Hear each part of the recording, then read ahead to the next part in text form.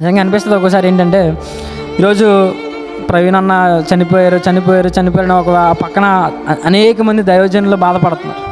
అనేక మంది ఇలాంటి మనిషిని మనం కూలిపోయామని బాధపడుతున్నారు. కానీ ఎక్కడో మనసులో ఒక ఆలోచన ఏంటో చెప్పనండి, నీతి కొరకు ఆయన చనిపోయాడు, నీతి కొరకు ఆయన హింసింపబడ్డాడు, నీతి కొరకు, నీతి గల దేవుని వాక్యాన్ని కొరకు ఆయన ఆఖరి క్షణం వరకు పోరాడాడు. ఆయన ఎక్కడ ఉంటాడు ఇప్పుడు?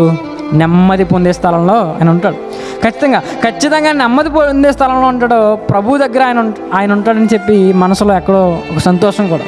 ఈరోజు నిజంగా దేవుని వాక్యాన్ని బోధిస్తుంటే ఏం చేస్తున్నారు? ఈరోజు హింసిస్తున్నారు, వేధిస్తున్నారు. ఎందుకు? మీకు తరతరాల శత్రుత్వం ఏమైనా ఉందా క్రైస్తవులతో? మీకు అర్థమవుతుందండి. ఆ వాక్యం బోధించే ఆయనతో, ఆ వాక్యం చెప్పే ఆయనతో మీరు పగబట్టేస్తున్నారే, ఆ వ్యక్తితో మీకు ఏమైనా తరతరాల శత్రుత్వం ఉందా? మా జన్మల శత్రువు అన్నట్లుగా ఈరోజు క్రైస్తవుల్ని చూస్తూ క్రైస్తవుల మీద పడిపోయి ఏం చేస్తున్నారు చెప్పండి? చంపేస్తున్నారు, చంపడానికి కూడా సిద్ధపడిపోతుంది. అందుకే దేవుడు అన్నాడు, ఏమన్నాడు చెప్పండి? ఇదిగో మీరు నా నిమిత్తం హింసింపబడ